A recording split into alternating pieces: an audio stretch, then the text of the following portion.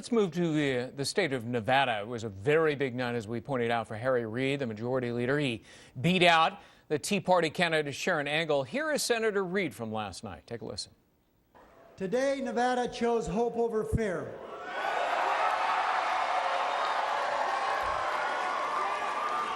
Nevada chose to move forward, not backwards.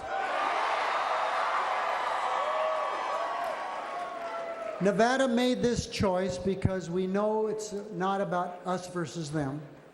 It's about every Nevadan, all of us, in this together. This race has been called, but the fight is far from over. The bell that just rang isn't the end of the fight, it's the start of the next round. Well, I wanted to go to John Fund because, John, as we were listening to Marco Rubio, you said something that I found interesting, because there have been predictions, a lot of attention to him, and he did it. I followed his career since he was Speaker of the Florida House of Representatives. It is a meteoric rise. I believe that he is the whole package that Republicans have been looking for a fresh face. He is articulate. He has been a skilled legislator. He has cut taxes.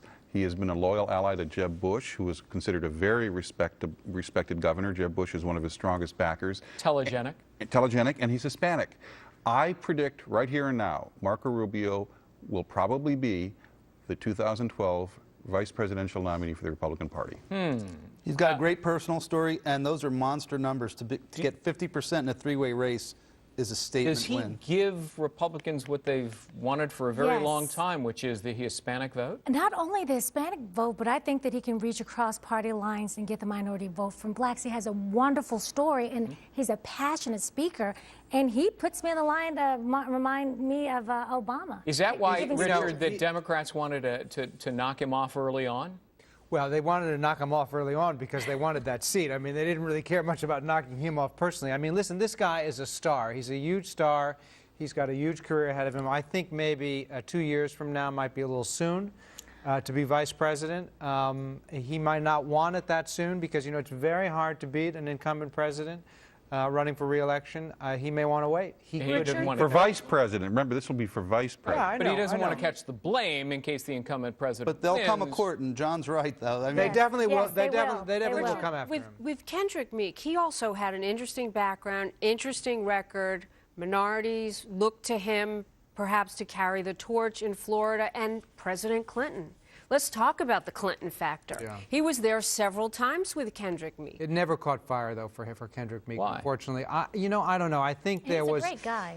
I don't really know. I mean, I think that there's a lot going on there. Three-way race, an incumbent governor. You know, Charlie Crist had his followers, but this guy, Marco Rubio, he's unbeatable. I mean, he got big numbers in a three-way race, right? But I think it's sad. President Clinton, though, over the last couple of weeks, 100 stops. I mean, he was everywhere. Did he have an impact? I mean, overall, he had an enormous impact. I mean, this was the guy you wanted to be with you. He's the only president in modern American history to have balanced the budget. I'm going to say and to this. reduce the I'm deficit. going to say this, and this is not because Richard worked for him. At 95 events. He was all over the place. If you were a Democrat, you would rather have Bill Clinton than President Obama. And if And you're I'm a gonna tell you this, Republican, Angela, did which is you a- want Sarah Palin to come as well? Did she have the desired impact for candidates for whom she endorsed? Definitely. Sarah Palin not only would impact people getting out the vote, but raising money as well. John, I think- sensed you were going to disabuse Richard's remark about Clinton and the surplus, but No, I think Bill Clinton. No, those are the facts. I think Bill Clinton very much enjoyed running around the country knowing that he was being invited by candidates that would not invite Barack Obama in.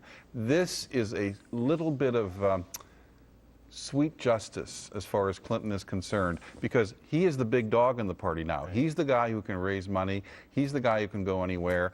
And if he had succeeded in getting Kendrick Meek to drop out and throw his support to Charlie Crist, and if that had changed the Florida Senate race, Bill Clinton would have been one of the heroes of the Democratic isn't Party. it remarkable that a former impeached president is more popular than the current I don't remember president? that impeachment part. Was he? You don't, huh? You have a No. very short memory. Did that happen, really? You made a prediction about Marco Rubio. What about Hillary Clinton? What's her future? Hillary Clinton believes in loyalty. She will remain as Secretary of State at least for most of the next year. She is not going to leave office and challenge her former boss. She would consider that the height of disloyalty. But she's very concerned about the state of the party.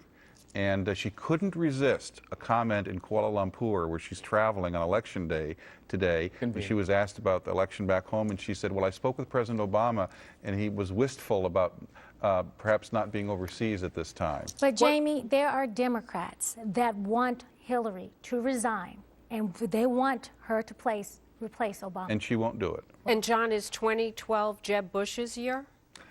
I still think Bush fatigue is such that the white sheep of the Bush family can't quite overcome that obstacle and run. Boy, I want to tell you, I'd I'd give some advice. A Democrat giving advice to the Republicans, I think the Republicans should run Jeb Bush because I would love Jeb Bush. I think he would be almost unbeatable.